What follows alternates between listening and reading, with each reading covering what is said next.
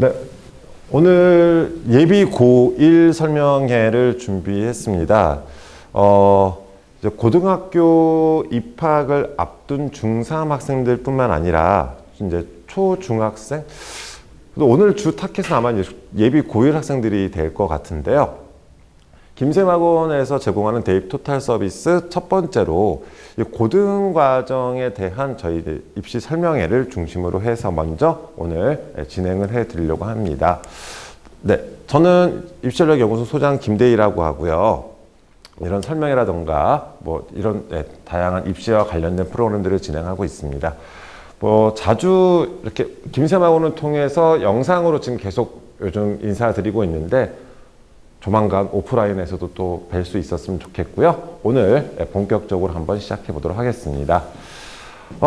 우선 첫 번째 장 같이 봐주시면요. 대학 입학 전형 4년 예고제라는 이 타이틀을 지금 만들어 놨는데 이 내용이 뭐하냐면요. 입시 뉴스라던가 입시에 관심이 있으신 학부모님들께서는 여러 가지 입시 소식들을 많이 접하고 계실 거예요. 그런데 이것도요. 바로 다 나오는 것이 아니라 현재 중3 때 대입 정책이 먼저 발표가 됩니다. 전체적인 큰 틀의 대입 정책이 발표가 되고요. 우리 학생들이 고등학교에 입학한 고1, 그 다음 8월 달이 되면 2년 6개월 전이죠. 고1 8월 달에 대입 전형 기본 사항이라는 것이 발표가 돼요.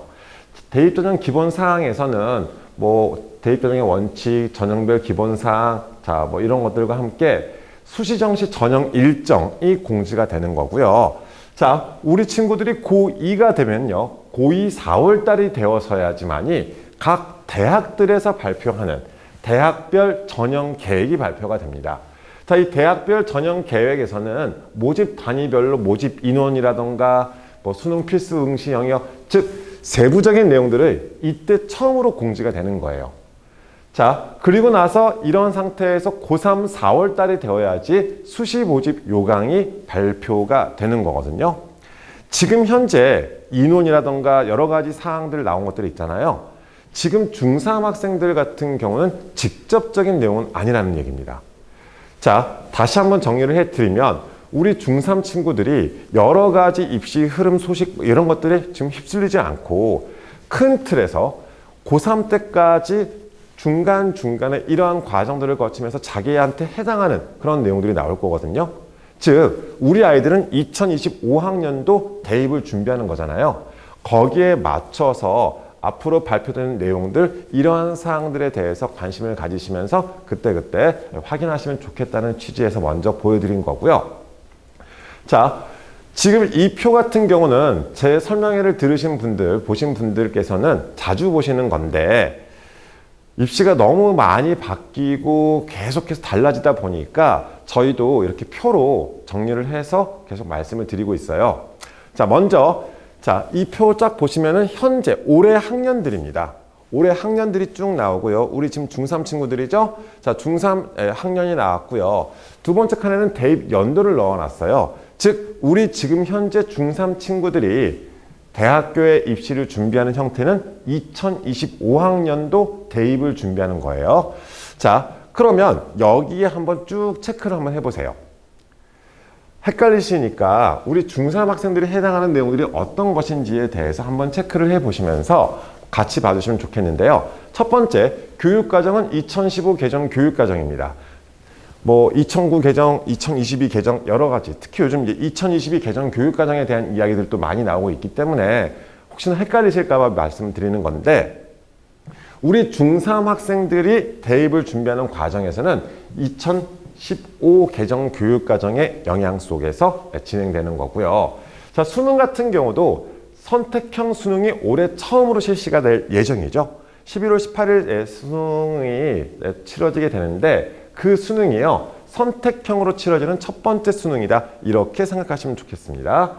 그래서 거기에 대한 결과물 같은 경우는 올해 수능이 끝나 봐야지 더 정확하게 아실 수 있잖아요. 그래서 지금까지의 방향이라던가 여러 가지 뉴스들을 참고하시면서 확인을 하시되 특히 선택 과목의 유불리라던가 무슨 과목 선택하면 좋은지 이런 것들에 대한 내용들을 지금 당장 고민하시기보다는 전체적인 이런 수능의 흐름 정도를 먼저 파악하시면 좋겠고요. 자, 세 번째로 고등학교 올라가서의 내신 같은 경우, 오늘 이 뒤에서 다 자세히 설명드릴 거예요. 우선 큰 틀의 예습이라고 생각하시면 좋을 것 같습니다. 자, 고등학교 내신 같은 경우에 대해서도 1학년 때 배우는 공통과목 같은 경우는 상대평가 내신 등급을 산출을 합니다. 우리가 보통 알고 있는 1등급, 2등급 이러한 숫자 등급의 형태를 상대평가 등급으로 이야기를 하고 있고요. 고2, 3 때 배우는 일반 선택 과목과 진로 선택 과목이 분류가 되거든요. 고2, 3 때 배우는 일반 선택 과목은 상대평가로 똑같이 숫자 등급이 제공되는 형태.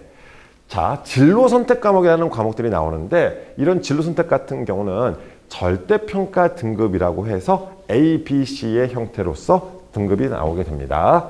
자, 그 다음 자기소개서 같은 경우는 현재 중3 친구들이 대입을 치르는 2025학년도는 폐지된 형태로 자소서가 없어져요. 현재 고1 친구들부터 자기소개서는 없어지거든요. 그 다음 교사 추천서는 올해 고3부터 없어졌습니다. 자, 그러면 우리가 서류 전형이라고 불리는 학생부 종합전형 같은 경우 서류를 준비할 때 기존의 학교생활기록부, 자기소개서 이런 서류들이 필요했었는데 현재 고1 이하의 친구들, 즉 우리 지금 예비 고1 친구들 같은 경우도 자기소개서가 없어졌죠. 추천서도 없고 그럼 남는 서류는 한 가지, 학교생활기록부밖에 없는 거예요. 그만큼 학교생활기록부가 중요하다는 이야기고요. 자, 그 과정에서도 학교생활기록부도 많이 바뀌었거든요. 부모님께서 알고 계시는 많이 들어보셨던 뭐 자동봉진 뭐 이런 말들 나왔었던 비교과 활동 같은 것들이 대폭 축소가 됐습니다. 이런 비교과 활동들에 대한 대입 반영이 폐지가 되고 이렇게 뭐 학생부 공정성 강화를 위한 과정에서 학교 수업 중심으로 진행이 되는 이러한 형태라고 판단하시면 좋을 것 같아요. 자, 그 다음 마지막 고입 같은 경우도 현재 외고, 국제고, 자사고가 일반고와 동시에 실시되는 이러한 형태의 흐름이 계속해서 이어지고 있고요. 자, 이제 우리가 고등학교를 선택할 시기시잖아요. 어떤 고등학교가 좋은지. 자, 이런 고등학교 선택 같은 경우에 대해서도 미래의 일이라서 아직 여러 가지 선택지 중에서 어떤 것이 가장 유리한지를 고민하실 수밖에 없는데 이것도 여러 가지 정답이 따로 있는 게 아니라서요. 학생의 처한 상황마다 다를 수도 있고 혹은 목표 대학이나 지원 학과 이런 것들에 따라서도 달라질 수 있기 때문에 특정한 정답을 찾으시기보다는 우리 친구, 우리 학생을, 우리 아이를 가장 잘 챙겨줄 수 있는 그러한 고등학교를 선택하실 수 있었으면 좋겠습니다. 그러한 고등학교가 뭐 외고나 국제고나 자사고가 될 수도 있고 혹은 우리 지역에 있는 일반고일 수도 있고요. 이러한 것들에 대해서도 많이 생각하시면 좋을 것 같고요. 자, 지금 현재 예비 고1 친구들, 우리 중3 친구들이 대입을 치르는 형태는 이러한 형태로 진행이 된다는 사실 먼저 체크를 하시면서 하나씩 또 말씀드리도록 하겠습니다. 자, 이번에는 2015 개정 교육과정에 대한 내용입니다. 자, 2015 개정 교육과정의 과목들이거든요. 보시다시피 1학년 때 배우는 과목을 공통과목이라고 이야기합니다. 우리 친구들이 내년에 3월 달에 입학하게 되면은 국어, 수학, 공통수학이라고 부르죠. 보통 공통수학은 상하로 분류가 돼서 진행합니다. 영어, 한국사, 통합사회, 통합과학과 과학탐구 실험 같은 이런 과목들을 배우게 돼요. 자, 이런 과목들 같은 경우는 과학탐구 실험을 제외하고 과학탐구 실험은 절대평가로 등급이 나오거든요. A, B, C로. 나머지 국어, 수학, 영어, 한국사, 통합사회, 통합과학 같은 경우는 상대평가로 등급을 산출하게 됩니다. 숫자 등급 1등급에서 9등급까지 나오게 되는 거고요. 자, 선택 과목이 되게 종류가 많죠. 2015 개정 교육과정의 특징이 바로 이 선택 과목들에 대한 내용들인데 우선 첫 번째, 일반 선택과 진로 선택으로 한번 분류를 해볼게요. 일반 선택과 진로 선택 같은 경우는 그러니까 차이는요. 차이라고 했었을 때 내신 등급을 산출하는 방식이라고 생각하시면 될 것 같아요. 일반 선택 과목에 포함이 되는 과목들의 내신 성적은요. 상대평가로 숫자 등급이 제공이 됩니다. 1등급부터 9등급까지 이러한 숫자 등급을 제공하는 것을 일반 선택 과목들이 되는 거고요. 자, 진로 선택 같은 과목은 등급을 산출할 때 A, B, C의 형태로 절대평가로 등급을 산출하게 됩니다. 자, 이렇게 먼저 분류하실 수 있으시겠죠? 그래서 이 자료를 바탕으로 해서 이 과목이 일반 선택 과목인지 혹은 진로 선택 과목인지도 확인하실 수 있으면 좋을 것 같고요. 자, 이거 보시면서 다음 장 같이 봐주시면, 자, 이 자료는요, 우리 친구들이 고등학교에 입학하게 되면은 내년 3월 달에 학교 홈페이지나 아니면 학교 측에서 안내 자료로 이런 자료들을 배부해 주실 거예요. 교육과정 편성표거든요. 그러니까 1학년 1학기 때 무슨 과목을 배우고 1학년 2학기 때 무슨 과목들이 배우게 되는지에 대한 전체적인 3년간의 틀입니다. 자, 먼저 보시는 방법 알려드리면요. 자, A고등학교 이렇게 내용 나왔는데 보시다시피 1학년 1학기 때 이 학교는, 그러니까 부모님 세대가 달라진 점을 확인하셔야 되는 거예요. 부모님 세대 같은 경우는 거의 모든 학교들이 다 똑같이 진도를 나갔었잖아요. 자, 그런데 자, 보시다시피 자, 우선 과목 유형은 공통 과목이라고 되어 있죠. 공통 과목 1학년 때 배우는 과목입니다. 자, 국어. 자, 단위는 일주일에 수업을 몇 시간씩 들어가는지, 그리고 몇 시간을 이수해야 되는지 형태인데, 자, 이 학교 같은 경우는 1학기 때 3시간, 2학기 때 3시간 해서 국어를 1년 동안 진도를 나가게 되는 거고요. 자, 그 다음 수학 같은 경우도 공통 수학의 형태로서 1학기 때 4단위, 2학기 때 4단위, 그러니까 4시간씩 수업이 들었다는 얘기예요. 자, 이렇게 공통 수학 상하를 뺍니다. 자, 그 다음 영어 같은 경우도 똑같죠? 자, 이런 식으로 그럼 1학년 1학기 때 이 학교에서는 국어, 수학, 영어, 한국사, 통합사회, 통합과, 과학탐구실험, 체육, 음악, 미술, 기술과정, 일본어 이런 수업들이 진행이 된다는 것을 확인하실 수 있는 거고요. 자, 그런데 이런 자료들을 통해서 또 무엇을 확인하실 수 있냐면요. 지금 이 학교 같은 경우는 2학년 올라가서 국어 과목 보세요. 문학을 배우는데 일주일에 6시간 수업이 들어갔습니다. 그 문학책을 1학기 동안 다 끝내버리겠다는 이야기죠. 그 다음 뭐 국어야 그렇다 치더라도 수학 같은 경우 보셨을 때, 자, 수학 같은 경우 수1과 수2를 2학년 1학기 때 진도를 같이 빼버리네요. 자, 수포자가 나올 수밖에 없겠죠. 미리 준비가 안 되어져 있으면요. 이렇게 한번 생각해 보실래요? 한 학기에 4시간 공통수학 4시간씩 진도를 나갑니다. 진도를 뺄 때 일주일에 4시간 수업이 들었다는 이야기예요. 자, 이렇게 차근차근 진도를 나가도 수학 성적이 안 좋거나 등급 따기 힘든 친구라면 2학년 1학기가 됐을 때는 수1 교과서 한 권을 일주일에 4시간 만에 끝내버리는 거예요. 그런데 이것만 끝내는 것이 아니라 수2도 같이 나간다는 이야기죠. 지금 이 구조상. 이해 가세요? 자, 다른 학교, 또 뒤에서 또 보여드리겠지만 이런 교육과정 편성표를 통해서 이러한 내용들을 확인하실 수 있다는 겁니다. 또한, 자, 그 이 학교 같은 거예요. 2학년 올라갔었을 때 선택 과목에 대해서 이런 선택 군들이 딱 정리가 되어져 있는데, 지금 이 학교 같은 경우는 화법과 작문, 언어와 매체 중에서 한 과목을 선택을 해서 2학년 2학기 때 수업을 나가게 됩니다. 자, 그런데 뭘 보시면 되겠죠? 둘 다 일반 선택 과목이죠. 그럼 숫자 등급이 나오는 거겠죠. 또한, 자, 수능에서 화법과 작문, 언어와 매체 둘 다 수능 과목입니다. 둘 중에 하나를 선택해서 수능을 치르게 되는 거거든요. 그러면 2학년 2학기 때 선택을 할 때 내가 수능에 응시할 국어 선택 과목을 염두를 해 두시면서 선택을 하시는 게 좋겠죠. 그 다음, 자, 진로 선택 중에서 심화 국어와 실용 국어 중에서 하나 선택해야 됩니다. 자, 그런데 진로 선택이다 보니까 성적이 산출될 때 절대평가 등급이 나오겠죠. A, B, C와 같은 경우로. 자, 그러다 보니까 내신에 대한 부담은 크게 줄어들 수 있는 거고요. 또한 수능 과목도 아니기 때문에 자, 이런 식으로 공부를 하시면 좋겠습니다. 자, 수학 같은 경우 보셨을 때, 자, 확률과 통계, 미적분, 수학, 과제, 탐구 이 3과목 중에서 2과목을 고르래요. 수 1, 2를 2학년 1학기 때 다 끝낸 상태에서 확률과 통계, 미적분, 수학, 과제, 탐구 중에서 2과목을 선택해라 라면은, 자, 확률과 통계와 미적분은 일반 선택이니까 숫자 등급이 나오는 거고요. 진로 선택 같은 경우는 A, B, C로 나오는 과목이죠. 자, 그래서 보통 인문 계열을 진학하고자 하는 학생들은 확률과 통계와 수학 과제 탐구를 선택할 거고요. 자연 계열을 선택하는 친구들 같은 경우는 미적분하고 수학 과제 탐구를 선택하는 게 일반적인 형태가 될 수 있겠죠. 하지만 꼭 이래야 되는 것은 또 아니라는 이야기예요. 어떤 의미냐면요.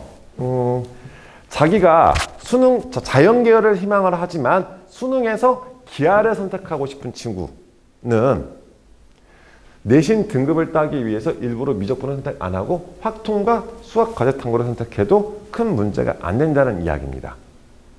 그러니까 여러 가지를 생각할 수 있는 거예요. 하지만 이제 별도로 따로 공부를 해야 된다는 거, 이런 것들도 뭐 한계점으로서 생각하실 수 있겠죠. 학생 개별마다 이러한 전략들을 세울 수가 있다는 이야기고요. 또 하나의 선택군인 사회과학 쪽으로 봤었을 때도 사회 과목 4과목과 과학 과목 4과목, 8과목 중에서 3과목을 자유롭게 선택하시면 돼요. 자, 그러면 일반적인 형태라면 나는 인문계열 갈 거면은 사회 과목을 3과목 선택해야지 이렇게 생각하실 수 있겠죠. 그런데 사회 2과목, 과학 1과목을 선택해도 되는 거잖아요. 즉, 이런 과목을 선택할 때도 그냥 무작정 생각하지 마시고 여러 가지 변수들을 다 생각하시면서 선택을 하셔야 되고요. 이런 과목 선택은 언제 하게 되냐면 고등학교 1학년 올라가서 보통 1학기 중간고사 마치고 1차 조사를 하더라고요. 자, 그리고 2학기 중간고사 마친 지금 시점에서 최종 과목을 선택하는 이런 경우로 진행을 합니다. 자, 그래서 이런 과목들에 대해서도 어떤 과목들인지 과목의 이름만 가지고 생각하지 마시고 이 과목의 안내서 같은 것들, 이런 것들을 참고하시면 좋을 것 같아서 먼저 말씀을 드렸습니다. 자, 그 다음 D고등학교라는 고등학교입니다. D, 많이 들어보셨을지 모르겠지만 D고등학교 같은 경우에 똑같은 편성표. 자, 이러한 자료는요, 학교 홈페이지를 통해서도 확인하실 수 있고요. 학교 알림이라는 사이트를 통해서도 교육과정 편성표를 확인하실 수 있으니까, 자, 이거예요. 우리 학생이, 우리 아이가 입학한 그 3개년 과정은 입학해야지 공개가 되는 거지만 미리 이 학교의 분위기가 어떤지는 확인해 보실 수도 있겠죠. 그래서 지금 예비고일 설명회 때 말씀을 드리는 거거든요. 자, D고등학교 같은 경우는 자, 이런 식으로 수업이 짜져 있습니다. 자, 그리고 이 학교도 수1을 일주일에 3시간씩 수업이 나가면서 2학년 1학기 때 진도를 다 빼죠. 자, 그런데 자, 이 학교는 지금 수1만 우선 나가요. 자, 하지만 뒷장을 보시면 이거는 학교 지정이기 때문에 이렇게 지정이 되어져 있는 거고요. 자, 뒷장 선택 과목을 보셨을 때, 자, 2학년 1학기 때 수1만 3시간 나가서 끝내는 것이 아니라 선택 과목으로 확통이냐 수투냐 이 둘 중에 하나 선택을 해야 되는 거예요. 그러면 수투는 지금 해야 되는 거거든요. 한 번은 2학년 1학기 때 하던가 2학년 2학기 때 하던가.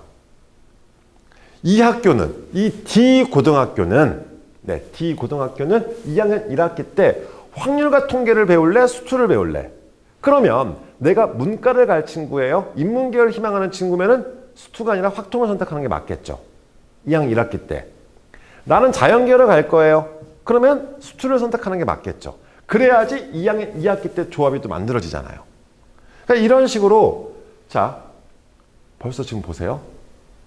학교들마다 1학년 때는 공통과정으로 공통수학이 나가지만 2학년 1학기가 되면서부터 바로 수 1, 2를 같이 빼는 경우가 굉장히 많죠, 지금.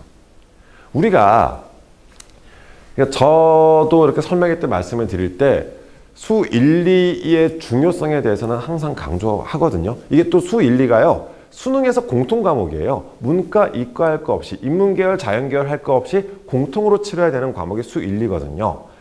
그만큼 수 1, 2까지는 좀 심화까지 좀 보셔야지 고등학교 진학 이후에 훨씬 더 수월하지 않을까 이렇게 말씀을 드리는 겁니다.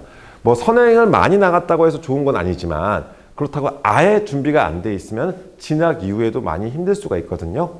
자, 그래서 지금 이 시기에 11월, 12월, 1월, 2월 지금 4달 남았어요. 고등학교 1학년 3월달 입학하기까지 아직 4개월의 시간이 있습니다. 4개월 동안 어떤 공부를 준비를 해야 될지, 공부의 방향성에 대해서 한번 고민해 하실 수 있지 않을까 해서 지금 보여드리는 거거든요. 자, 그럼 또 하나의 고등학교, 이번엔 지고등학교라는 지고등학교의 편성표를 보시게 되면은 역시나 마찬가지. 자, 1학년 때는 거의 똑같이 진도가 나가죠.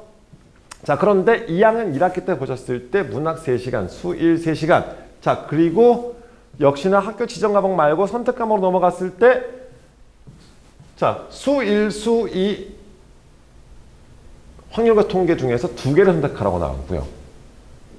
2학기 때 접어들게 되면서 또 이렇게 택 2의 형태로 들어가는 거고요.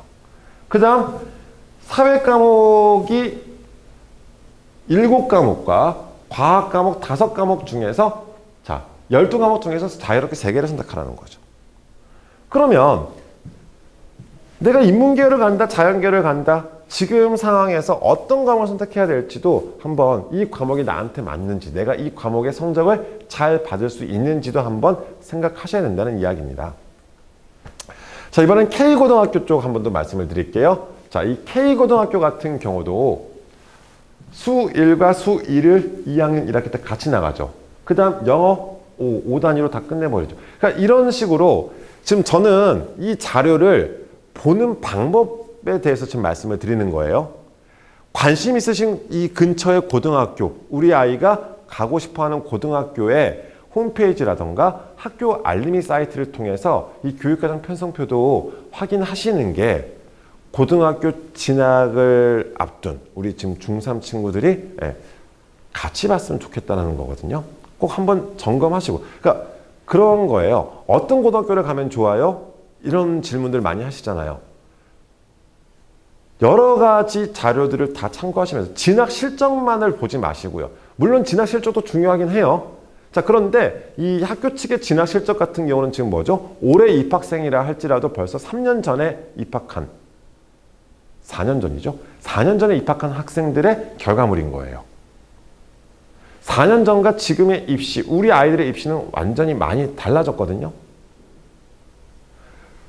진학 실적도 참고를 하시겠지만, 그리고 주변 동네 소문이라던가 혹은 뭐 이렇게 여러 가지 확인하실 수 있겠지만, 그런 것들도 보시면서 함께 보셔야 될 게, 우리 아이가 그 학교에 진학했을 때 그 고등학교 좋대요. 그런데 내가 이렇게 준비가 안 돼 있으면 가서 못 버티는 거잖아요.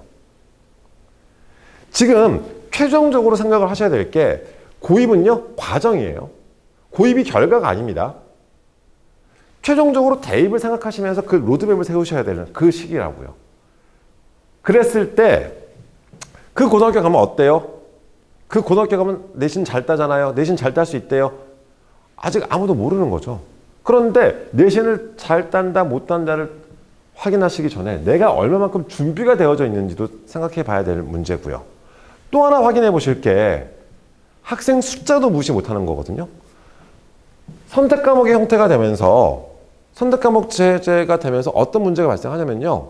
자, 둘, 셋, 넷, 다섯, 그 다음 10과목 중에서 자유롭게 4과목을 고르는 거예요. 그러면 전교생 숫자가 적은 학교 같은 경우는 선택지가 이렇게 많잖아요. 선택 과목을 자, 예를 들어서 세계사 같은 경우를 제가 배우고 싶어요. 그런데 세계사는 이 학교에서 50명이 선택했대요. 50명이 선택하는 과목이면요, 1등급 받으려면 2등 안에 들어가야 돼요. 그러니까 이런 것들도 다 염두하시면서, 이게 그 결정을 좌지우지까지는 아니더라도 참고하시면서 보시면 좋겠다는 거. 그래서 오늘 지금 예비고일 설명회를 통해서 이런 교육과정 편성표도 미리 확인하시면 좋겠다는 걸 말씀을 드리는 거고요. 그 다음 제가 수학 쪽에 대해서 말씀드리는 이유가, 저희도 뭐 컨설팅 이렇게 진행하다 보면은 많이들 말씀하시는 게, 제가 학생들한테 제일 듣기 싫은 말 중에 하나가 봤다는 거거든요. 자기는 어디까지 봤대요. 본 게 중요하지 않죠. 보는 걸 떠나서, 그러니까 최소한 지금 만약에 고등과정을 시작하는 친구라 할지라도 공통수학 상하, 그리고 거기에 만족하지 마시고 진도를 좀 빨리 빼시면서 수일, 수위도 건드려 보면서 공통수학도 같이 심화까지 볼 수 있는, 혹은 뭐 자기는 뭐 여러 권 미적분까지 봤다는 이런 친구들 같은 경우도 공통수학도 보시되 수 1, 2를 조금 더 확인하시는, 그러니까 이런 형태로서 한번 계획을 세우셨으면 좋겠습니다. 정답이 따로 있지 않습니다. 그리고 어차피 내년 내후년에 우리 아이가 내신을 어떻게 받을지, 잘 받을 수 있게끔 준비를 시키는 거잖아요. 지금 현재는. 그럼 준비하는 과정에서 선행을 무조건 많이 나가야 된다 라기보다는 지금 이 시기는요. 지금 고입을 앞둔 이 시기에서는 그래도 수학 과목에 대한 비중이 조금 더 공부량이 많아졌으면 좋겠다는 것을 말씀드리는 거예요. 그 이유는 진학 이후에는 그렇게 많이 공부할 시간이 없을 거예요. 다 학생들 비슷할 거란 말이에요. 보통 그렇게 말씀을 드려요. 수학 성적 등급 하나 올릴 거면 1년 정도의 시간을 투자하셔야 됩니다. 국어는 보통 한 8개월 정도라고 말씀들을 하시더라고요. 물론 학생마다 편차는 있겠지만 영어도 비슷하게 언어니까 탐구 같은 경우는 한 3개월? 자, 그러면 아무래도 가장 많은 시간을 투자해야 되는 게 수학일 수밖에 없는데 중학교 때 수학이 좀 많이 힘들었던 친구들 같은 경우는 당연히 재미없을 수밖에 없겠죠. 그러면 중등과정에 대한 복습이라도 좀 하고 진학을 하시는 것도 추천드리는 거고요. 수학을 그래도 성적에 맞게 그 선행은 많이 안 돼 있지만 잘 따라온 친구들 같은 경우는 이러한 구조 상태라면, 그러니까 부모님 생각하시는 건 딱 그거잖아요. 공통 수학 배우고 나서 수 1 배우고 수 2 배우고 순차적으로 배울 것이다가 아닌 거죠, 지금. 이해 가시죠? 순차적으로 배우는 중학교 때처럼 중1 수학, 중2 수학, 중3 수학을 순차적으로 배우는 형태라면 따라갈 수는 있을 거예요. 그런데 지금 보시다시피 어때요? 공통수학 상하, 공통수학 한 권을 갖다가 이렇게 분류를 해서 잘 배워나가다가 갑자기 고2 올라갔더니 수학 과목이 지금 대거 늘어나는 거잖아요. 이래놓고 너 왜 수학을 못하냐라고 하시면은 네, 많이 힘들 수밖에 없기 때문에 지금 고등학교 입학을 앞둔 4개월 동안의 시간, 이 시간을 헛되이 보내지 않으셨으면 좋겠습니다. 진짜 공부하기 싫어하는 친구라 할지라도 하루에 수학 10문제씩이라도 풀어도 벌써 1000문제 이상 풀고 가는 거죠. 이렇게라도 좀 준비를 하셨으면 네, 좋겠습니다. 그래야지 진학 이후에 덜 고생해요. 자, 여기까지 편성표에 대해서 말씀을 드렸고, 자, 이거는 자료집에는 제가 넣어놓진 않았지만, 자, 이런 식으로요, 학교마다 이렇게 선택 과목지의 형태가 다르게 나오거든요. 자료집에 안 넣어드린 이유는 우리 아이가 받을 건 또 다르기 때문에, 네, 그냥 참고만 하시라고 넣어놨는데, 자, 과목을 선택하실 때 우선 첫 번째 생각하셔야 될 게, 자, 우리가 대학에 진학하는 목적이 뭐죠? 공식적인 목적은 공부하러 가는 겁니다. 대학에. 취업을 이렇게 생각하시는 게 아니고요. 공식적으로는 공부를 하러 대학에 간다. 자, 그럼 두 번째. 우리가 생각하는 전공이란 무엇일까요? 자꾸 전공 적합성이라는 말에 사로잡혀서 딱 특정 과목들은 무조건 꼭 해야 된다. 이거 아니거든요. 지금 현재. 학업 역량을 보여주시면 되는 거지 전공 적합성에 사로잡히시면 이것저것 못해요. 세 번째. 그래서 대학 진학 이후에 어떤 공부를 해 나갈 것인지 생각을 하시면서 과목 선택하실 때 참고하시면 좋겠고요. 자, 이런 그 과목에 대한 안내는 지금 되게 복잡하시죠? 자, 그러다 보니까 교육부나 교육청이나 혹은 각 대학들에서도 이런 그 선택 과목 가이드북이라는 자료들을 많이 배포를 했습니다.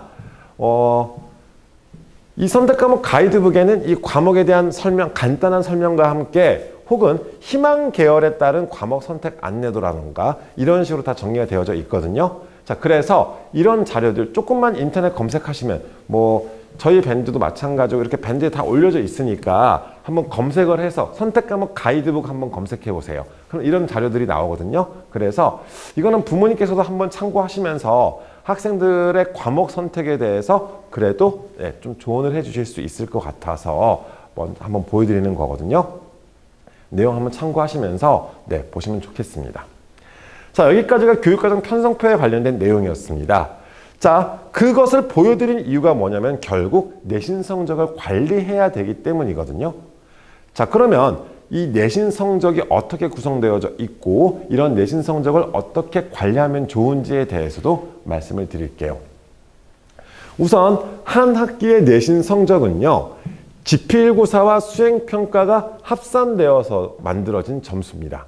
지필고사는 중간고사, 기말고사, 자, 이런 지필고사 형태, 수행평가 같은 경우는 뭐 학교마다 과목마다 다르기 때문에 이렇게 나오게 되는데 심지어 비율도 달라요.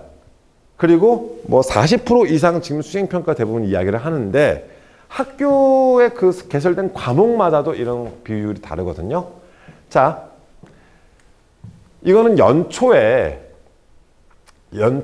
평가 계획서라고 또 나오게 됩니다. 이 평가 계획서를 통해서 그 과목 그 구성 비율이라던가 이런 것들을 같이 확인하시면 좋을 것 같아서 지금 말씀드리는 거고요. 자, 예를 들어서 어떤 학교의 무슨 과목이 이런 식의 비율로서 성적을 산출한다 라고 봤었을 때, 자, 부모님들 생각하실 때 우리 아이가 중간고사 100점, 기말고사 80점 이렇게 받아오면은 100 더하기 80 나누기 2, 그래서 90점 이렇게 생각하시는 경우가 많으시더라고요. 자, 그래서 그게 아니라는 것을 지금 말씀드리려고요. 자, 예를 들어서 우리 아이가 중간고사 80점 받아왔습니다. 그럼 80점 받았다라고 해서 얘가 막 또 시험 망쳤다, 이게 문제가 되는 것이 아니고요. 자, 80점 받은 형태잖아요. 그럼 이 구조라면은 80점 받았다기보다는 지필고사 1차 지필고사에서 24점을 먼저 획득했다고 생각하시면 돼요. 그 다음 기말고사 100점 받아왔습니다. 그러면 자, 30%니까 30점을 획득한 거죠. 자, 이렇게 해서 지필고사 54점을 획득했습니다. 자, 수행평가 이 친구가 90점 받았어요. 자, 그러면 90점 40%니까 36점. 자, 그래서 이 세 점수를 더해보세요. 그러면 90점이 나오죠. 자, 중학교 때도 똑같아요. 중학교 때도 똑같이 이렇게 산출을 합니다. 기말고사 성적표 보시면 이렇게 비율이랑 다 나와 있잖아요. 자, 그런 것들처럼 자, 한 학기에 원점수 90점이 나왔습니다. 그럼 중학교 때 뭘 주죠? 성취도 A를 주죠. 여기까지는 고등학교도 똑같습니다. 자, 그런데 고등학교 올라가서 이 상대평가 과목들 같은 경우는요. 자, 이 90점을 받은 친구를 이제 전교생 줄을 세워서 이 친구가 몇 등이지? 등수에 따라서 등급을 부여하게 됩니다. 자, 이게 등급표인데요. 전교생을 100명이라고 가정했었을 때 100명이면 4등까지 1등급을 주는 거고요. 이 90점이라는 숫자가. 그러니까 90점으로 1등급 받을 수도 있어요. 어떤 학교 같은 경우는 그러니까 이 석차 등급제를 활용하다 보니까 아예 학년 평균 점수를 굉장히 낮춘 학교들도 있습니다. 어떤 친구는 뭐 70점대가 전교급인 친구들도 있었거든요. 그러니까 여기서 말씀드리는 것은요, 이런 상대평가 등급에서는 점수보다 중요한 게 등수라고요. 등수를 관리하셔야 되는데 우리 친구들 대부분 오해하는 게 한 번 딱 시험 치고 나서 당연히 중학교 때보다 성적이 안 나올 수밖에 없거든요. 그런데 이미 딱 걱정부터 해버리는 거예요. 망했다. 이거 어떻게 하지? 그러면서 부모님 붙잡고 이야기하죠. 나는 왠지 정시로 대학 가야 될 것 같아요. 거기에 휩쓸리시면 안 된다는 이야기입니다. 왜요? 한 학기가 마감될 때까지 지금 중간고사 치고 그 성적 받았다 할지라도 기말고사 관리 잘하시고 수행평가 관리를 잘해서 원점수를 1점이라도 높게 만들어 놔야죠. 모르잖아요. 이 점수로 갖다 몇 등인지. 제일 억울한 학생 이야기 해드릴까요? 100명 중에 5등 했대요. 얼마나 억울해요? 5등이면요. 5등 이게 아니라 2등급이에요. 그냥. 학생부에 숫자 등급 2등급만 찍혀서 나와요. 5등, 8등, 13등 얼마나 억울합니까? 아이들 표현대로 등급 문 닫은 친구들이거든요. 이거는 언제 할 수 있어요? 한 학기가 끝날 때 할 수 있습니다. 즉 내신 성적도요, 관리하는 거라는 것을 말씀드리는 거예요. 한 학기가 끝날 때까지 최선을 다해서 준비하셨으면 좋겠고요. 또한 이 성적이라는 것 자체가 그 과목이 그 학기에 끝나죠. 그럼 이제 그거 남겠지만, 네, 2학년 1학기, 2학기, 3학년 1학기 때까지 이런 과목들이 쭉 나오겠죠. 그리고 나서 그 과목들을 가지고 평균 등급을 산출하는 거예요. 3학년 1학기 때까지 내신 성적 포기하지 않으셨으면 좋겠습니다. 당연히 5등급보다는 4등급이, 4등급보다는 3등급이, 3등급보다는 2등급이 좋은 거잖아요. 하나라도 등급 높일 수 있게 자기 관리, 자기 최선을 다해서 성적 관리가 필요하다. 이 말씀을 꼭 드리고 싶고요. 자, 앞에서 공통과목과 일반 선택 과목 같은 경우는 상대평가로 등급을 산출한다 라고 말씀을 드렸었고, 자, 진로 선택 같은 과목은 절대평가로 등급을 산출한다. 이렇게 말씀을 드렸습니다. 절대평가 과목 같은 경우는 신경 쓰실 게 점수. 이거는 내 점수만 신경 쓰면 되는 거고요. 상대평가로 치러지는 과목들 같은 경우는 내 점수보다 더 중요한 게 있죠. 뭐죠? 등수. 이것을 꼭 학생들한테도 그리고 부모님들도 이것은 꼭 기억하셨으면 좋겠습니다. 자, 이렇게 해서 성적이 산출되는 거고요. 이러한 성적들을 우리가 관리, 즉 그래서 우리가 내신은 관리한다라고 이야기하는 거예요.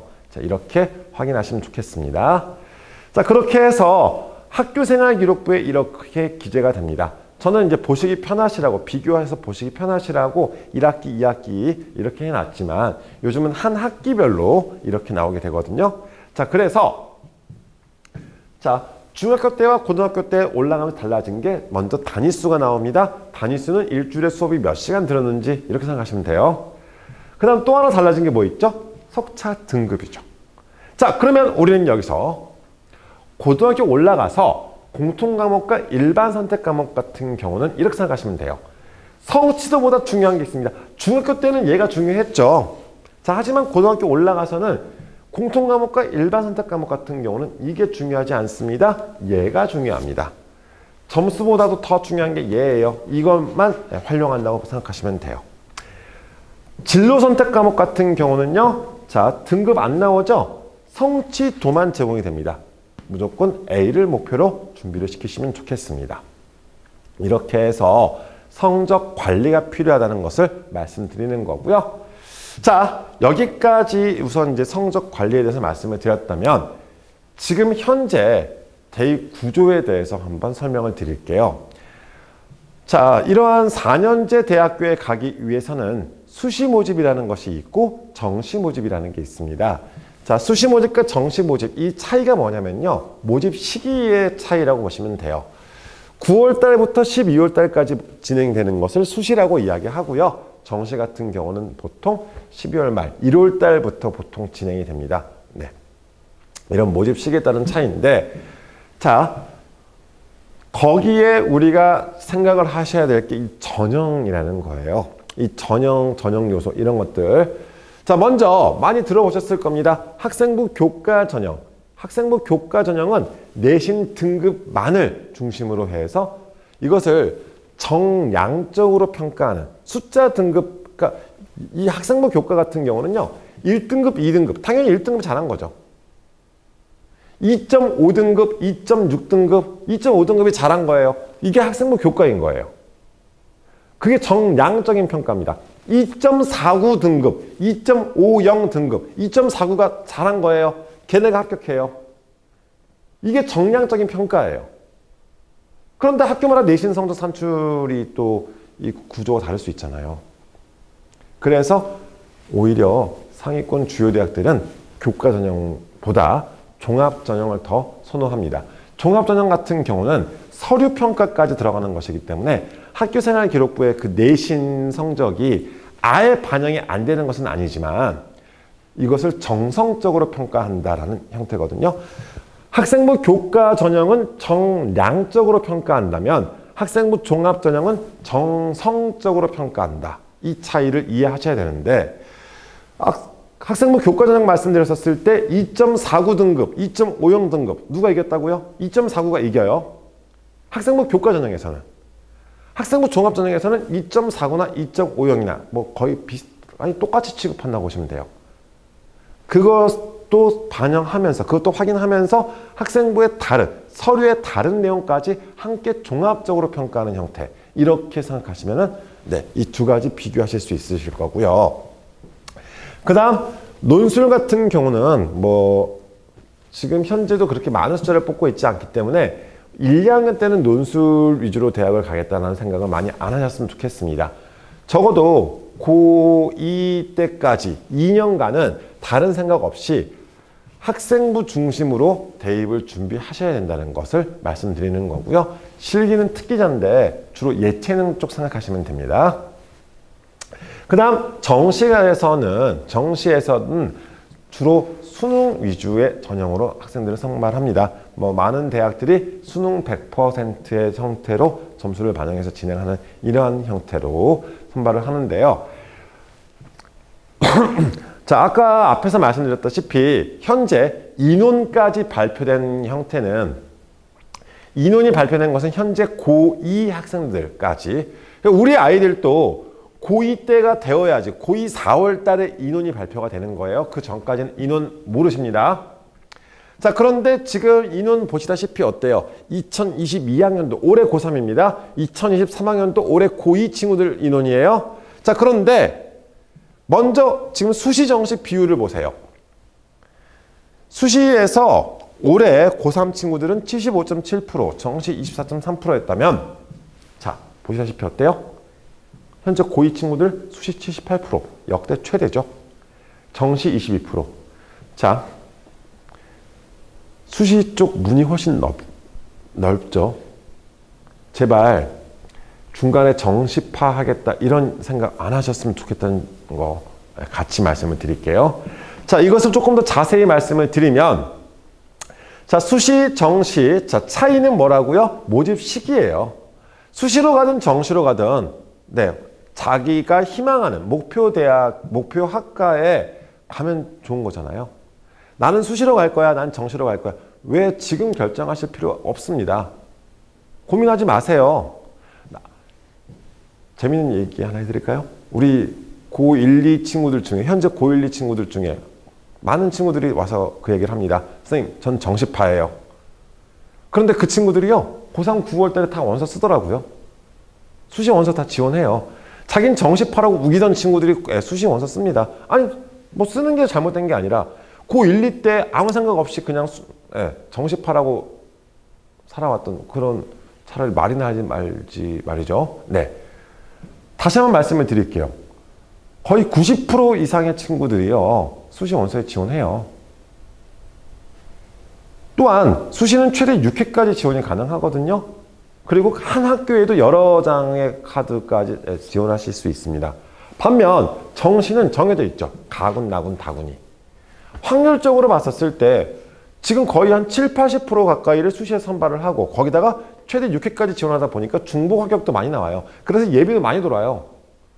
자, 반면 20, 30% 선발하는, 많아봤자 30%거든요. 정시. 그런데 가군, 나군 정해져 있잖아요. 다군은 또 좋은 학교는 없어요. 그럼 가나 중에서 선택을 해야 되는 이런 형태잖아요. 어떤 게 더 확률이 높은지 아시겠죠? 자, 그리고 수시 모집에 합격을 했었을 때 정시 모집이나 추가 모집에는 지원이 불가능하다는 거, 여기까지 말씀을 드리도록 하고요. 자, 또 하나, 인원으로 한번 또 정리를 해봤을 때 지금 현재 3개년간의 인원 변화인데요. 역시 수시 쪽에서 선발하는 인원들 전체에서 봤었을 때, 자, 보세요. 수시 쪽 같은 경우는 지금 현재 고2 친구들 가장 많은 인원을 선발하는 게 학생부 교과 44%입니다. 그 다음 정시가 20%, 학생부 종합 23%. 자, 그러니까 주요 전형으로 수시는 학생부 중심이고 정시는 수능 중심이고, 이렇게 생각하시면 되는 거고요. 자, 그런데 와, 학생부 교과가 44%나 선발해? 정말 내신 성적이 중요하네? 그러면 내신 성적을 잘 딸 수 있는 그런 고등학교를 가야 되는구나 라고 생각하실 수 있기 때문에, 자, 주요 대학, 즉 수도권 지역 대학과 비수도권 대학으로 분류를 한번 또 해드릴게요. 수도권 지역 대학 같은 경우는 학생부 교과 전형보다 학생부 종합 전형으로 더 많이 선발을 하죠. 반면 자, 비수도권 대학들 같은 경우, 즉 지역에 있는 대학들 같은 경우는 학생부 교과 위주로만 주로 선발을 합니다. 자, 앞에 자료하고 한번 같이 비교해서 봐주세요. 전체 15만 명 가까이를 학생부 교과로 선발한다 라고 이야기했었을 때 전국의 모든 대학인 거예요. 우리가 지금 아마 이 영상을 보시는 분들 같은 경우는 우리 지역에 있는 대학교를 목표로 하시지는 않잖아요. 그러면 더 중요한 게 뭐예요? 우리는 결국 학생부 중심으로 준비를 하되, 교과도 물론 염두를 해 두시지만 교과 종합 둘 다 생각을 하셔야 된다는 거고요. 왜? 주요 대학 가실 거면요. 상위권 대학을 희망하시는 학생들 같은 경우는 교과도 염두에 두지만 메인은 종합과 수능, 네, 이렇게 생각하시면 될 것 같습니다. 이 자료 생각하시면서 같이 봐두시면 이런 내용들이 고등학교를 선택하시는 데 있어서 하나의 참고하실 수 있는 자료라서 보여드리는 거고요. 자, 아까 말씀드린 것처럼 최근 6년간 수능 지원자 중 수시 모집 지원자 비율이라는 자료예요. 자, 보세요. 90%의 친구들이, 이게 뭐냐면은 자기가 정시파라고 주장했던 친구들 중에서 거의 90%의 친구들이 수시에 지원한다는 그러한 이야기입니다. 자, 그러면서 1인당 수시 지원 횟수도 최대 6회까지 지원이 가능하거든요. 평균 4.8회 정도 지원을 하고 있고요. 자, 이 6회 제한에서 특수목적대라고 불리우는 육사회사, 공사, 경찰대, 국간사, 카이스트, 디스트, 디지스트 이러한 특수목적 대학교나 산업대, 전문대는 횟수에 포함되지 않습니다. 그리고 수시 모집의 합격자는 등록 여부와 상관없이 정시 및 추가 모집에 지원할 수 없다는 거, 이런 것들도 염두를 해 두시면서 수시에 대한 이해를 조금 더 높이셨으면 좋겠고요. 자, 그러면 우리 아이 수시 준비는 어떻게 시켜야 되느냐? 수시 전형에는 학생부 교과 전형과 학생부 종합 전형, 논술 전형이 있다고 말씀드렸죠. 자, 그런데 논술 전형 같은 경우는 고2 때까지는 생각 안 하셔도 된다고 말씀을 드렸습니다. 빨라도 고2 겨울입니다. 그 전까지는 학생부 중심으로만 준비를 시켜주시면 돼요. 자, 정량적인 성적이 좋다면 교과도 염두를 해 두시는 거고요. 자, 더불어 정성적인 형태로까지 학생부 종합전형까지 생각을 해야 되는 거죠. 자, 그러면서 이 두 가지와 함께 내신 성적 관리, 학생부 관리 둘 다 필요합니다. 제가 안타까운 게요. 학생들이 자기가 자기는 학생부 교과로 갈 거래요. 왜 그거를 자기가 정해요? 고2, 고3 1학기 원서 쓸 때까지 최선을 다해서 자기가 준비를 한 뒤에 나한테 가장 유리한 걸 찾아서 지원해야 되는 거잖아요.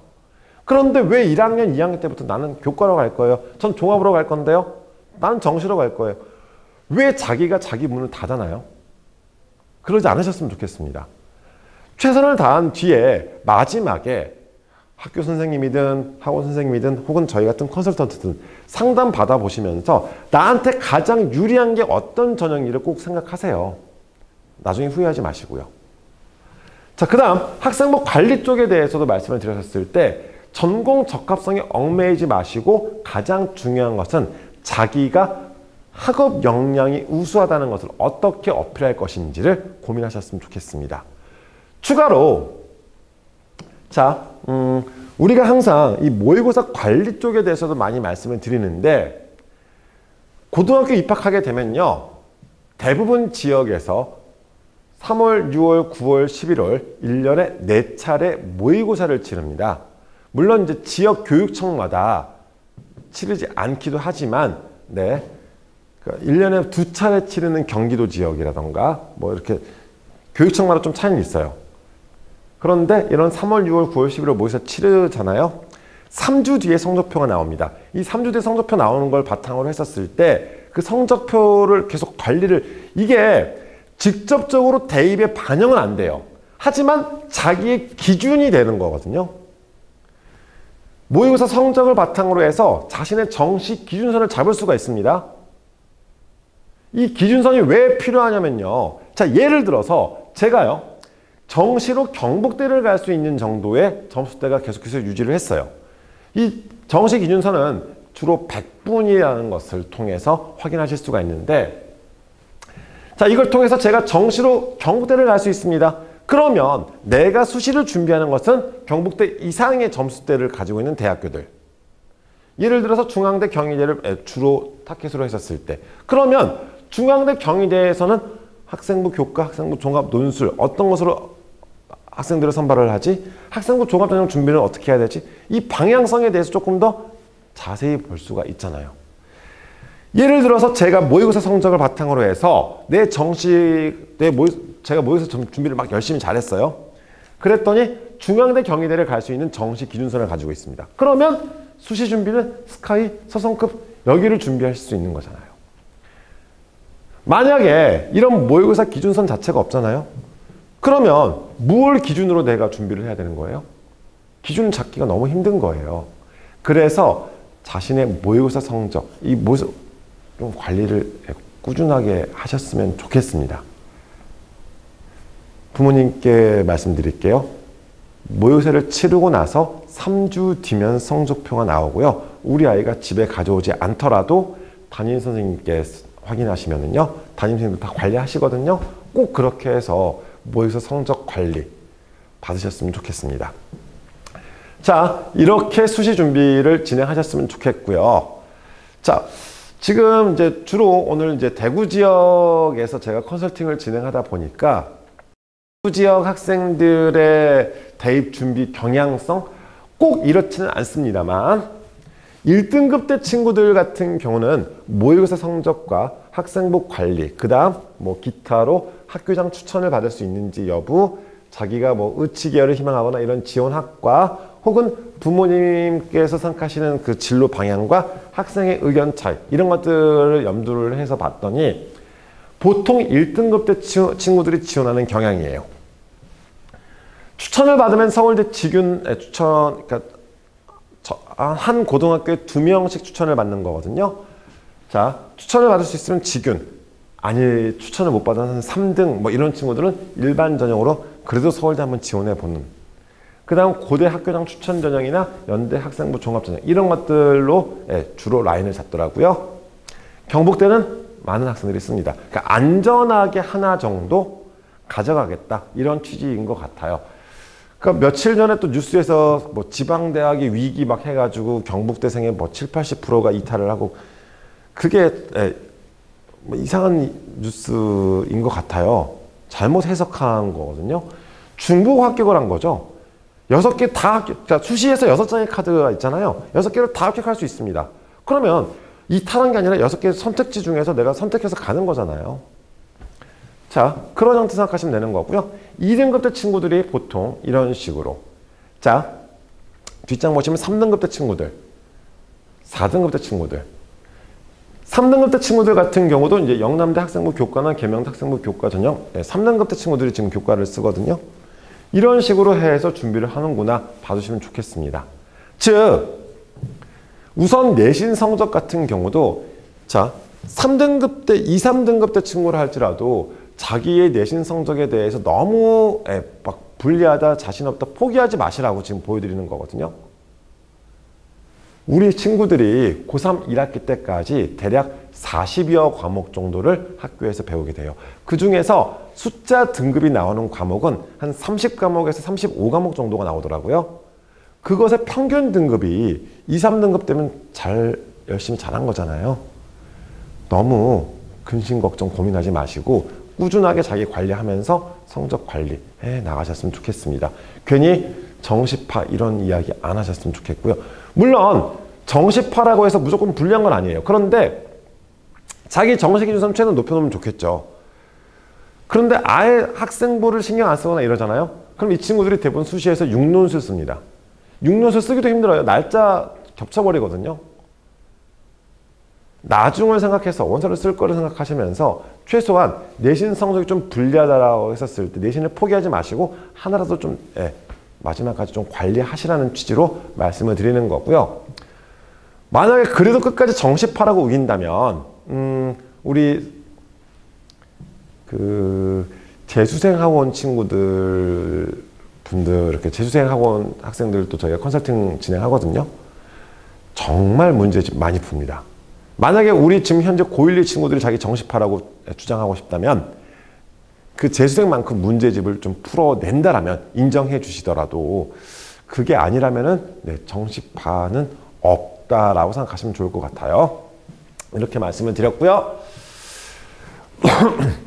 자, 이번에는 이제 대구 경북 지역의 유형별 인원 및 비율. 자, 이걸 보여드리는 이유는요. 대구 경북 지역의 대학교들 중에서 우선 상위권 대학교, 이 경북대학교 같은 경우는 점수대로 봤었을 때 서울 지역의 건국대, 동국대 이 주요 상위권 대학의 점수대와 비슷하거든요. 경북대, 네, 상위권 대학입니다. 자, 그러다 보니까, 자, 먼저 수시, 정시 인원 보세요.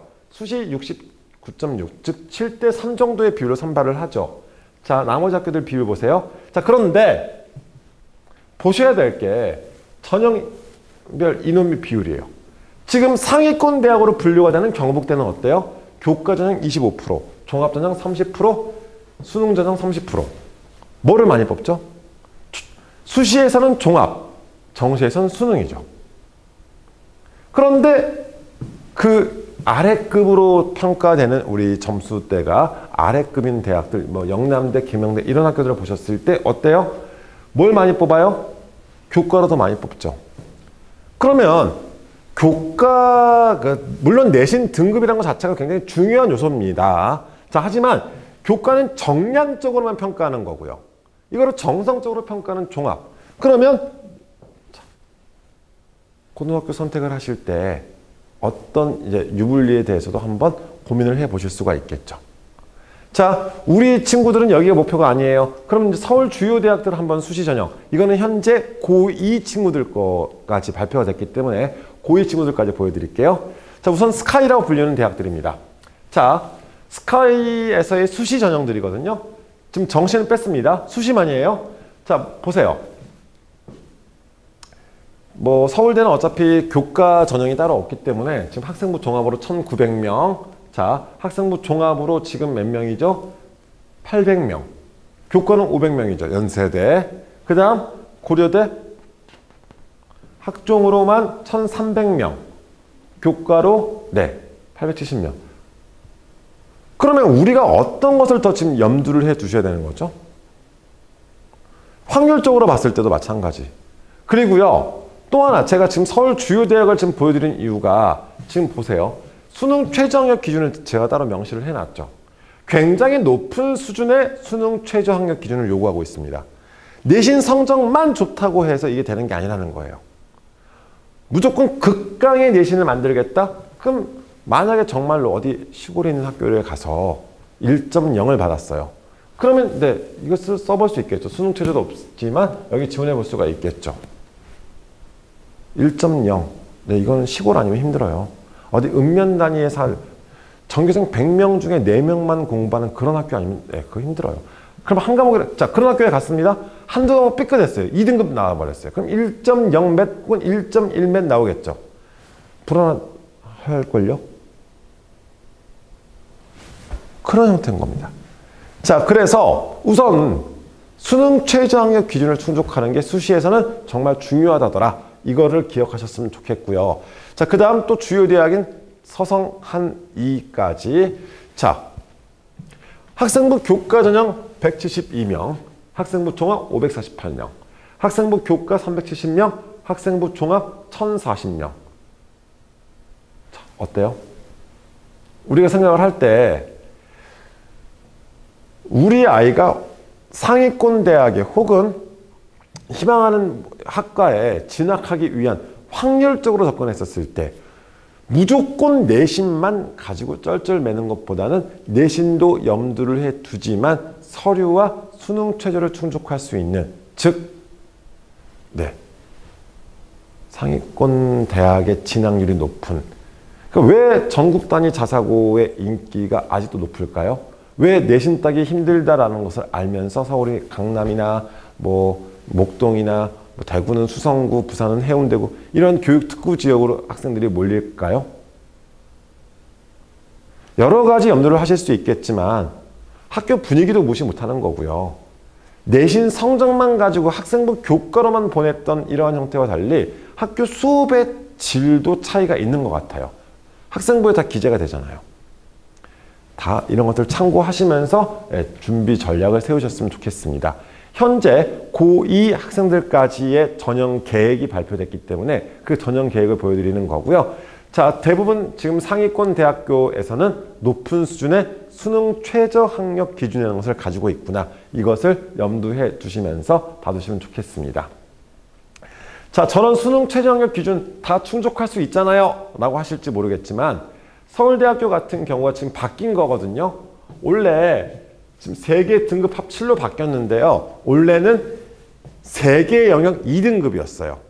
올해와 작년만 코로나로 인해서 3개 3등급으로 좀 완화시켜줬지만 원래대로라면은 3개 영역에서 2등급을 받아야지 최저를 충족하는 거였었습니다.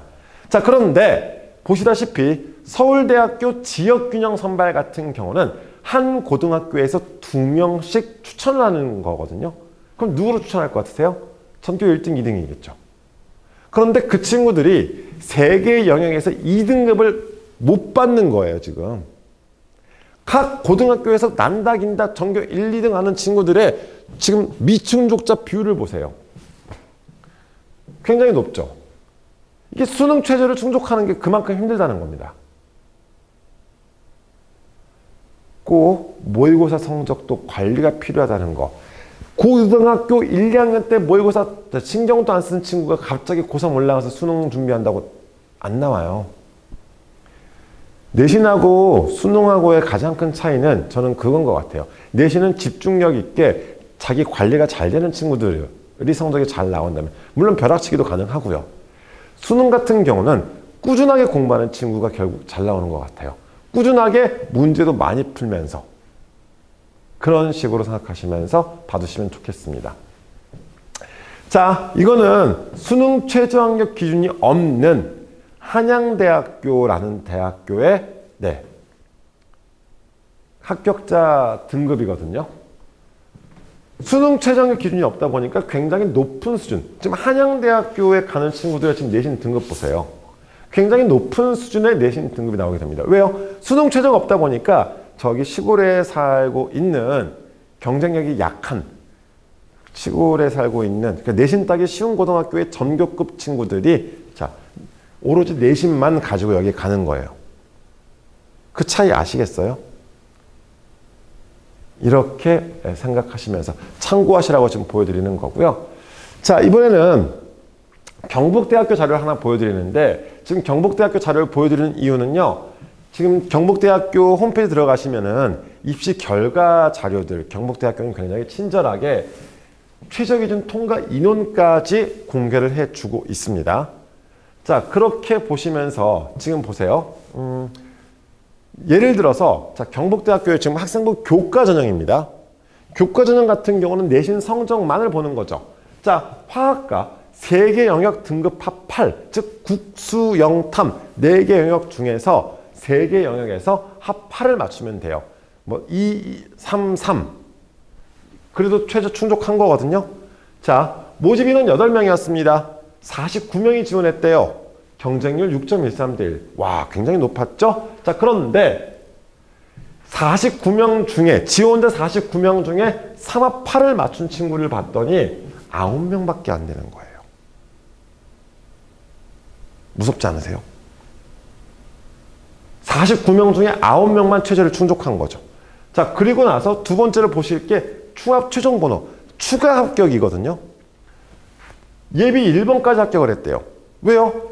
최초 합격 8명에 예비 1번, 즉 9명 다 최저 맞춘 애 다 합격한 거예요. 수능 최저 충족했더니 그냥 다 합격했다고요. 9명 중에 최종적인 입학자는 3명이에요. 왜요? 중복 합격해서 다 다른 학교로 갔겠죠. 그러면 이 친구들의 내신 등급 학생부 교과 전형이고 화학과인데 내신 평균 등급이 3등급입니다. 입학자 3명의 평균 등급이. 평균이 3등급이면 이것보다 아래 등급도 있다는 거잖아요. 그러면 우리가 생각을 할 때 학생부 교과 전형, 주요 대학도 이런 수능 최저가 있는 경우라면 결국 먼저 생각해야 될 게 수능 최저를 충족할 수 있는지 여부도 확인하셔야 된다는 거. 저희가 의치 설명에서도 계속 말씀을 드리는 게 이런 내용들이거든요. 의치대에 마찬가지인 거예요. 수능 최저, 당연히 의치대 같은 경우는 수능 최저도 높아요. 내신 성적 잘 받아야겠죠. 다 갖추고 있어야 되는 거죠. 왜? 최상위 학과잖아요. 자, 그렇게 생각하시면서 그만큼 수능 최저 충족이 중요하다는 것을 말씀드리는 거고요. 참고로 경북대학교 같은 경우에 홈페이지 들어가시면 이렇게 입시 결과 자료에 다 있으니까 저는 지금 몇몇 학과들만 3개년치를 정리를 해서 지금 보여드리는 거고요. 많이들 질문하시는 학과들이에요. 나머지 학과들 같은 경우도 들어가시면 정말 정리 잘 되어져 있습니다. 같이 확인하시면 좋겠습니다. 자, 그래서 경북대학교 올해와 내년 지금 수능 최저학력 기준, 그러니까 이게 달라진 형태가 뭐냐면은 올해 수능부터 지금 선택형 수능이 됐잖아요. 인문계열, 자연계열 같이 수능을 치르게 되는. 그래서 지금 수능 최저로 충족을 못할 거다라는 그런 여론 분위기가 되게 많아요. 그러다 보니까 지금 각 대학들에서 이렇게 수능 최저를 조금 더 완화시켜주고 있는 분위기고요. 이렇게 많이 완화되었다 할지라도요, 충족 좀 못하고 있습니다. 뭐 여러 입시 기관에서도 이야기하고 했지만 대학들에서도 지금 굉장히 많이, 그러니까 올해가 첫 해라서 얼마나 충족할 수 있을지 여부 이런 것들도 관심 있게 좀 봐주시면 좋겠습니다. 자, 그만큼 이제 수능 준비에 대해서도 생각을 하셔야 되는데 선택형 수능의 형태로 진행되는 이러한 수능 같은 경우는 국어, 수학, 영어, 한국사, 탐구 영역 이렇게 진행이 됩니다. 자, 참고하시고요. 우선 달라지는 형태로 봤었을 때 국어와 수학, 공통과목과 선택과목 체제로 수능이 진행이 됩니다. 그리고 저 같은 경우는 학생들 모의고사 성적 관리를 해주면서도 이게 계속 모의고사 이야기를 드리는 게 이 생각 한번 해보실래요? 중학교 때 우리 친구가 80분 동안 집중력 있게 앉아 있는 경우가 많이 있었나요? 혹은 100분. 한 번도 그런 경험을 하지 않았던 친구가 지금 갑자기 80분 동안 45문제를 풀라고 줘요. 앉아 있는 것도 힘듭니다. 집중력 떨어질 수밖에 없습니다. 그래서 국어 같은 경우 지금 고등학교 지금 올라가자마자 3월 달에 입학하자마자 산모를 치거든요. 시험 보면 중등 과정입니다. 그런데 아무런 연습 없이 한 번도 이런 경험 없이 그냥 3월 달에 처음 모의고사 친 친구 어떨 것 같으세요? 시간 안에 못 푸는 친구 아주 많아요. 두 번째, 네, 지쳐버립니다. 수학 같은 경우는 그래도 100분이잖아요. 와우, 100분. 30문제를 100분 동안 풉니다. 둘 중에 하나예요. 딱 갈려요. 어떻게 갈리냐고요? 시간이 아예 남는 친구와 너무 많이 남는 친구와 시간이 부족한 친구로 나눠지더라고요. 뭐 시간이 남는 친구 같은 경우는 수학을 잘하는 친구가 아니라 수학을 포기한 채 살아가는 친구들이겠죠. 뭐 네, 손을 못 대니까 그냥 네, 남는 거예요, 시간이. 상위권 친구들 같은 경우는 시간이 오히려 부족하다고 이야기하더라고요. 연습이 필요하다는 겁니다. 모의고사 같은 경우에 대해서도. 자, 시간도 한번 생각하시면 좋을 것 같고요. 자, 그러면서 우선 이제 선택형 수능이다 보니까 국어와 수학 같은 경우 공통과목, 선택과목 구조에 대해서 우선 말씀을 드리는 거예요. 자, 국어는 과목으로 독서와 문학 이 두 과목이 공통과목입니다. 선택과목은 화법과 작문, 언어와 매체 둘 중에 하나 선택하시면 되고요. 지금 당장 뭘 선택하실 필요는 없습니다. 지금 만약에 고등과정 쪽에 대해서 막 연습을 하고 그런 친구들 같은 경우는 공통과목에 더 많이 신경 쓰시면 좋겠다는 거 말씀을 드리는 거고요. 수학도 역시 마찬가지예요. 공통과목으로 수1과 수2가 있습니다. 자, 이 두 과목이 공통과목이고요. 선택과목의 형태로서 확률과 통계, 미적분, 기하 세 과목 중에 한 과목을 선택하셔야 되는데 보통 대학교에서 우리 대학교의 자연계열을 올 친구라면 미적분과 기하 둘 중에 하나를 선택해야 된다고 지정을 해놨기 때문에 그래서 자연계열을 희망하는 친구들 같은 경우는 미적분과 기하 둘 중에 하나로 선택해서 준비를 하시는 거고요. 뭐 어떤 과목 선택해도요. 자기가 점수 잘 나올 수 있는 과목 선택하시면 됩니다.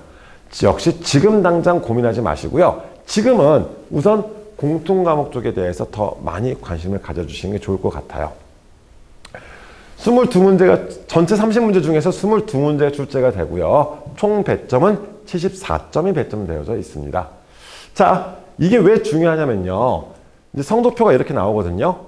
보시다시피 원점수라는 게 나오지 않고 표준점수 100분위 등급이 이렇게 수능 성적표에 나오게 됩니다. 표준 점수라는 것은 이제 결국 시험마다 달라지는 점수이기 때문에 이것보다도 우리가 지금 현재 상태에서 신경 쓰고 관리하셔야 될 것은 이 100분이라는 건데요. 100분위가 뭐냐면 이 표준 점수 계산하는 것과 100분이라는 것은요. 그러니까 내 위치를 보여주는 것이다 라고 보시면 될 것 같아요. 인원을 기준으로 한 것이 100분이거든요. 예를 들어서 지금 이 과목, 이 학생 같은 경우는 100분위가 93입니다. 그럼 쉽게 100에서 빼보세요. 100에서 빼면은 100에서 93 빼시면 7 나오죠. 이 친구는 상위 7%인 거예요. 상위 7%다 보니까 자, 등급은 2등급이 나오는 거죠. 4% 안에 들어갔으면 그러니까 100분위가 96 이상이면 1등급인 거죠.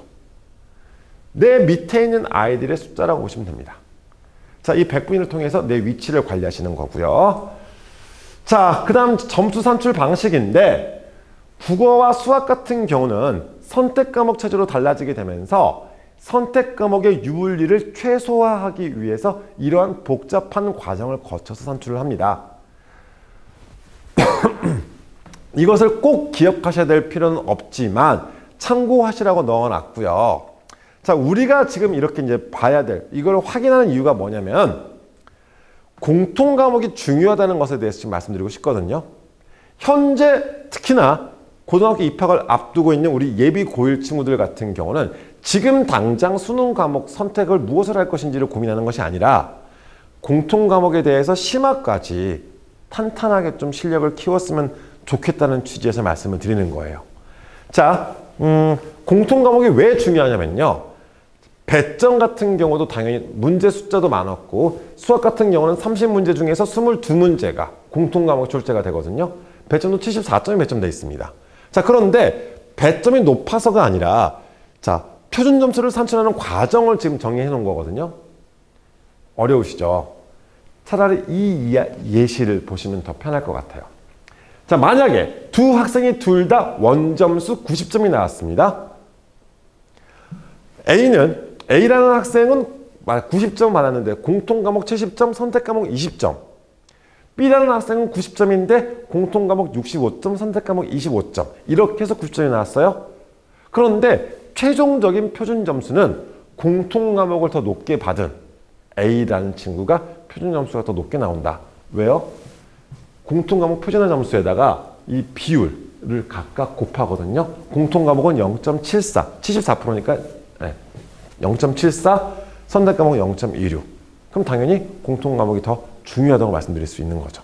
그리고 지금 시기적으로 봤을 때도 지금 당장 수능을 치는 게 아닌 우리 지금 예비 고1 친구들 같은 경우는 선행을 많이 나가는 것도 중요하겠지만 그것보다 더 중요한 게 탄탄한 자기 실력.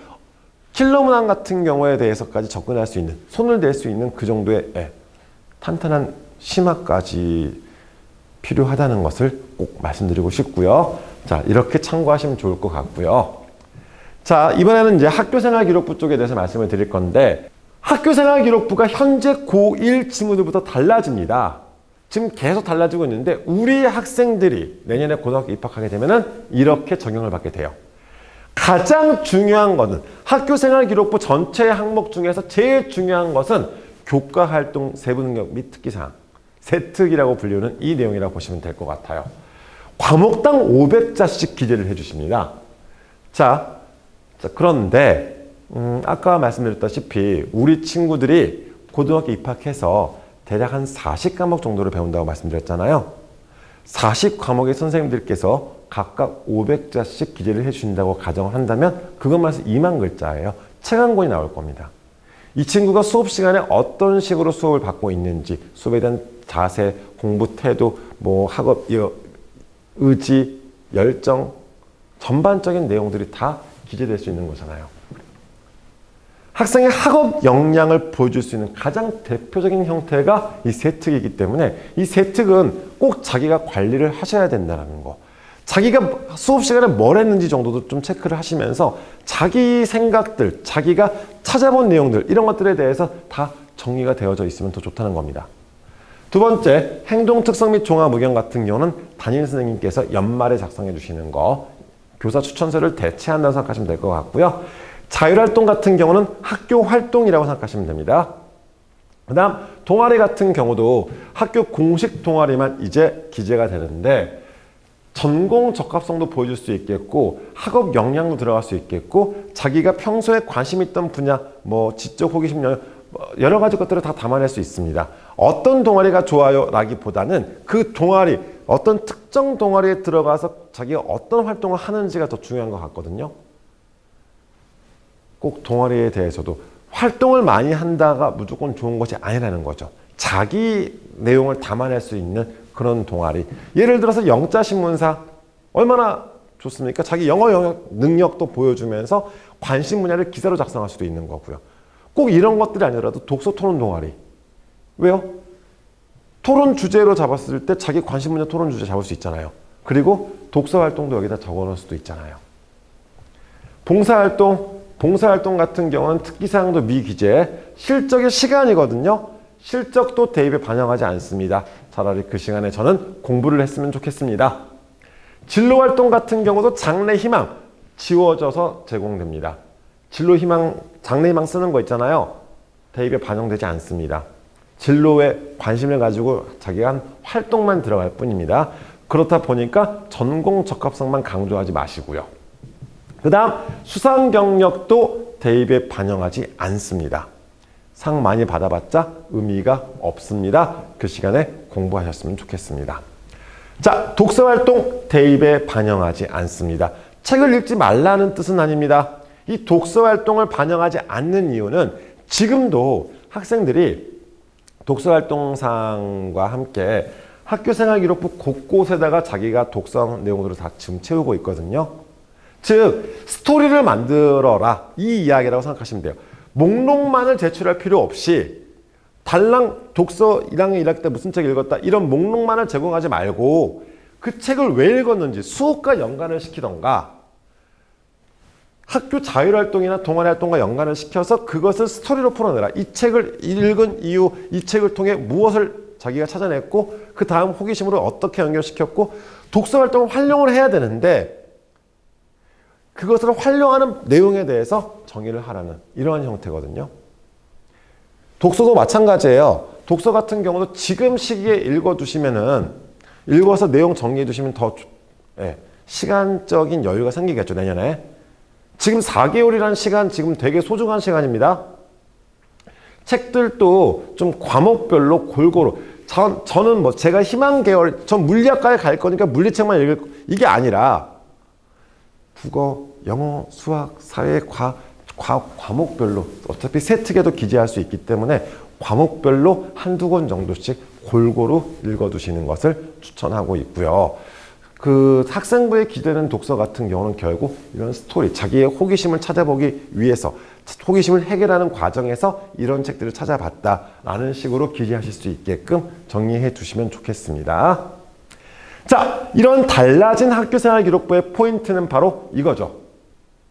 학교생활기록부의 개선 방향은 학교 수업 중심으로 진행을 한다. 그만큼 학교 수업이 중요하다는 것에 대해서 말씀을 드리는 거고요. 이러한 수업에 대한 내용은 세부 능력 및 특기사항을 통해서 제공되어진다. 이렇게 봐두시면서 자료집에는 다 넣어놨습니다. 각 대학교에서 이 세부 능력 특기사항을 어떻게 보는지 자료집엔 다 올려드렸어요.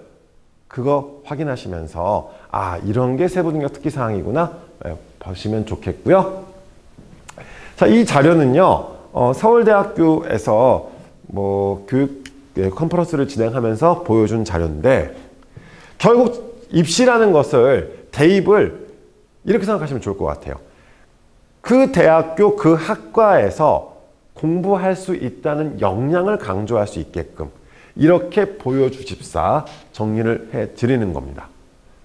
자, 이런 방향으로 생각을 하시면서 대입 준비 방향을 잡으시면 좋겠고요. 자, 오늘 지금 이러한 내용들이 좀 어떻게 많이 도움 되시는지 모르겠네요. 항상 설명회를 진행할 때 저희가 포인트를 말씀드리는 것, 그리고 입시 자료를 제공해 드릴 때도 거창하게 이렇게 말씀드리기보다는 정말 실질적으로 세부적으로 좀 도움될 수 있는 그런 것들에 대해서 최대한 말씀드리려고 노력하고 있거든요. 입시 제도가 어떻게 바뀌든지 간에 대학은 우수한 학생을 선발하고자 해요.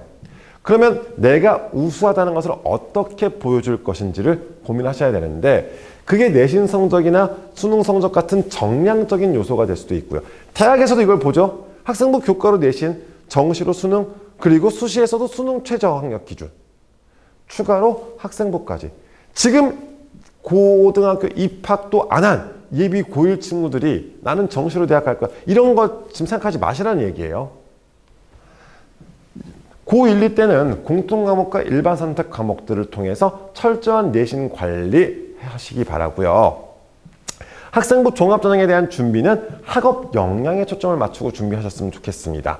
학생부 관리는 양보다 질, 그리고 방학 때마다 자기 스스로 학생부를 좀 점검하거나 아니면 뭐 학원 선생님이나 이렇게 저희 같은 이제 컨설팅 같은 것들을 통해서 학생부를 점검하시는 것도 필요하고요. 집에서 부모님께서는 이게 학생부가 마감되어져야지만이 나이스에서 보여지거든요. 그래서 이제 연말에 마감된 것들을 중심으로 한번 확인하시는 것도 도움이 될 수 있습니다. 그리고 오늘 이 내용, 학생부 교과, 학생부 종합, 논술, 정시 뭐든 상관없어요. 그런데 지금 당장 결정하지 마세요. 나한테 유리한 것을 만들어서 그걸로 가야죠. 최종적인 선택은 고3 1학기 마치고 나서 원서를 쓰실 때 선택을 하시면 됩니다. 자, 오늘 준비한 내용은 여기까지인데, 우선 오늘 제가 전체적으로 말씀드린 내용, 첫 번째 내용, 수능 준비는 3년 내내 꾸준하게 해야 한다. 수능의 중요성에 대해서 말씀드렸죠. 그런데 우리는 뭘로 대학 가죠? 수시로 대학 간다. 이 1번 문장이 이해가 가시면 오늘 시간 내주신 거 정말 성공하신 것 같아요. 저 내용이 아무래도 대입 준비에 있어서 가장 확률 높은 대입 준비 방법이 되고 있거든요. 네, 여기에 대해서 한번 고민하시면 좋겠고요. 내신 공부와 수능 공부는 같다라고 생각하시면서 한 번의 시험 성적에 너무 일희일비하지 마시고 마지막까지 최선을 다하실 수 있었으면 좋겠습니다. 학생부 교과, 학생부 종합, 논술 무엇이든 자기한테 유리한 것을 만들어 나가면서, 그러니까 쉽게 말씀드려서 포기하지 말란 뜻이에요. 포기하지 말고요, 자기가 할 수 있는 최선을 다하시면서 준비해 나가셨으면 좋겠습니다. 오늘 이렇게 지금 진행한 내용들이 앞으로의 4개월, 고등학교 입학 전까지 4개월 동안의 과정에서 무엇을 좀 준비하면 좋은지, 혹은 고등학교는 어떤 고등학교 선택하면 좋은지에 대한 방향성을 잡으실 수 있는 그런 시간이었으면 좋겠고요. 앞으로도 궁금하시거나 뭐 필요한 내용이 있으시면 설마 뭐 이런 것까지 물어봐도 돼? 할 정도의 질문도 괜찮으니까 문자 남겨주시면은 뭐 설명할 때마다 굉장히 많은 분들이 문자를 남겨주시던데 답변 다 드리고 있거든요. 늦어도 하루 안에는 답장을 다 드리고 있으니까 궁금하신 내용 문자 남겨주시면은 답장 드릴 수 있도록 하겠습니다. 앞으로도 온라인뿐만 아니라 오프라인에서도 조만간 뵐 수 있었으면 좋겠고요. 이런 온라인으로 진행할 때도 뭐 영상을 통해서라도 좀 많이 도움 되실 수 있었으면 좋겠습니다. 오늘 시간 끝까지 들어주셔서 감사하고요. 오늘은 준비한 내용 여기까지 마치도록 하겠습니다. 감사합니다.